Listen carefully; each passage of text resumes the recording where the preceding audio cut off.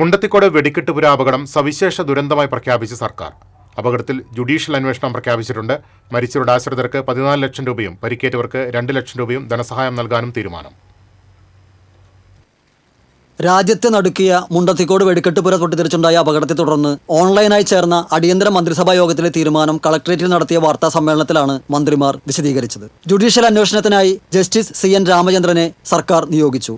മരിച്ച ആളുകളുടെ ആശ്രിതർക്ക് സംസ്ഥാന ദുരന്ത പ്രതികരണ നിധിയിൽ നിന്ന് 4 ലക്ഷം രൂപയും മുഖ്യമന്ത്രിയുടെ ദുരിതാശ്വാസ നിധിയിൽ നിന്ന് 10 ലക്ഷം രൂപയും അടക്കം 14 ലക്ഷം രൂപ നൽകാൻ വേണ്ടിയാണ് നിശ്ചയിച്ചിട്ടുള്ളത്.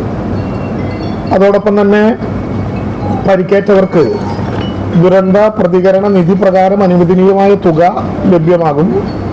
അതിനു പുറമെ 2 ലക്ഷം രൂപ കൂടി മുഖ്യമന്ത്രിയുടെ ദുരിതാശ്വാസ നിധിയിൽ നിന്ന് പ്രത്യേക സഹായമായി STRF-ൽ നിന്ന് കിട്ടുന്ന പണത്തിന് പുറമെ CMDRF-ൽ നിന്ന് 2 ലക്ഷം രൂപ കൂടി നൽകും. പരിക്കേറ്റവരെ 6 മാസക്കാലത്തേക്ക് സർക്കാരോ സ്വകാര്യ ആശുപത്രിയിലോ ചികിത്സ ചെയ്യേണ്ടി വരുന്നതിൻ്റെ പൂർണ്ണമായിട്ടുള്ള ചെലവുകൾ സർക്കാർ എടുക്കാൻ നിശ്ചയിച്ചു. ആ നിശ്ചയിച്ചതിൻ്റെ അടിസ്ഥാനത്തിൽ ആവശ്യമായ സംഖ്യ ജില്ലാ കളക്ടർക്ക് ദുരന്ത പ്രതികരണ നിധിയിൽ നിന്നും അതുപോലെ തന്നെ മുഖ്യമന്ത്രിയുടെ ദുരിതാശ്വാസ നിധിയിൽ നിന്നും അനുവദിക്കാനുള്ള തീരുമാനമെടുത്തു. 6 മാസക്കാലം വെച്ച് അധികമായി ചികിത്സ വേണ്ടി വന്നാൽ മെഡിക്കൽ ബോർഡിൻ്റെ തീരുമാനത്തിൻ്റെ അടിസ്ഥാനത്തിൽ ശുപാർശ ചെയ്യപ്പെട്ട സ്വകാര്യ ആശുപത്രിയിൽ വേണ്ടിവരുന്ന പൂർണ്ണമായിട്ടുള്ള ചെലവും CMDRF-ൽ നിന്ന് തന്നെ അനുവദിക്കാം എന്ന് ആലോചിച്ചു. വലിയ ദുരന്തമുണ്ടായപ്പോൾ തൃശൂർ ഗവൺമെന്റ് മെഡിക്കൽ കോളേജ് ഡോക്ടർമാരും ജീവനക്കാരും പ്രവർത്തിച്ചത് മാതൃകാപരവും അഭിനന്ദനാർഹവുമായ രീതിയിലാണ്. കേന്ദ്ര സഹായത്തിന് ശ്രമിക്കുമോ എന്ന ചോദ്യത്തിന് വയനാട് ദുരന്തമുണ്ടായപ്പോൾ കേന്ദ്ര സഹായത്തിന് യാചിച്ചപ്പോൾ സംഭവിച്ചത് അറിയാമല്ലോ എന്നായിരുന്നു മന്ത്രി VN വാസവന്റെ പ്രതികരണം. നമ്മളൊരു കാര്യം പൂർവ്വ അനുഭവങ്ങൾ വെച്ച് നോക്കുമ്പോൾ ഇതിനേക്കാൾ ഭയാനകമായിരുന്നു വയനാട് ദുരന്തം. നമുക്കറിയാം, ആ വയനാട് ദുരന്തത്തിന്റെ മുമ്പിൽ നമ്മൾ വലിയ രൂപത്തിൽ കേണി യാചിച്ചല്ലോ. നമുക്ക് കിട്ടിയ അനുഭവങ്ങൾ നമുക്കറിയാം. അതുകൊണ്ട് നമ്മൾ ഈ കാര്യത്തിൽ നമുക്ക് ചെയ്യാൻ കഴിയുന്നത് നമ്മളിപ്പോൾ ചെയ്യുക, ഒപ്പം മറ്റൊരു ശ്രദ്ധയിൽ ഇത് പെടുത്തുക, ഇതിൽ തരട്ടെ. പൂരവുമായി ബന്ധപ്പെട്ട തുടർ നടപടികൾ എങ്ങനെയായിരിക്കണം എന്നത് സംബന്ധിച്ച് അവസാന തീരുമാനമെടുക്കും.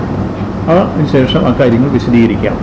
ഇപ്പോൾ ഏതായിരുന്നാലും ആ ഒരു ഉണ്ടായ പശ്ചാത്തലത്തിൽ നമുക്ക് അഡ്വാൻസായി കയറി അത് വേണ്ടെന്ന് ഏകപക്ഷീയമായി ഗവൺമെൻറ് പ്രഖ്യാപിക്കുകയോ അല്ലെങ്കിൽ മറ്റൊരിങ്ങനെ പ്രഖ്യാപിക്കുകയോ അല്ല അതിൻ്റെ ശരി. എല്ലാവരുമായി കൂടിയാലോചിച്ചതിന് ശേഷം നാളെ അത് പ്രഖ്യാപിക്കുന്നതാണ് ശരി എന്നുള്ളതുകൊണ്ട് നിങ്ങളുടെ ആ ചോദ്യത്തിന് മറുപടി ഇതാണ് പ്രധാനമായും സൂചിപ്പിക്കുക. ബുധനാഴ്ച രാവിലെ ഉൾപ്പെടെ കിട്ടിയ ശരീരഭാഗങ്ങൾ DNA പരിശോധനയ്ക്ക് വിധേയമാക്കുന്ന നടപടികൾ തുടങ്ങിക്കഴിഞ്ഞു.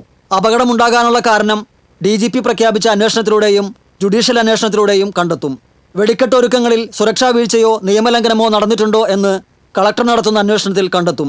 പൂരത്തിന്റെ നടത്തിപ്പുമായി ബന്ധപ്പെട്ട കാര്യങ്ങൾ വ്യാഴാഴ്ച രാവിലെ ദേവസ്വങ്ങളുമായി നടത്തുന്ന സംയുക്ത യോഗത്തിൽ തീരുമാനിക്കുമെന്നും മന്ത്രി K രാജൻ പറഞ്ഞു. മന്ത്രിമാരായ MP Rajesh, doctor R Bindu, Kadannappally Ramachandran എന്നിവരും വാർത്താസമ്മേളനത്തിൽ പങ്കെടുത്തു. TCV തൃശൂർ.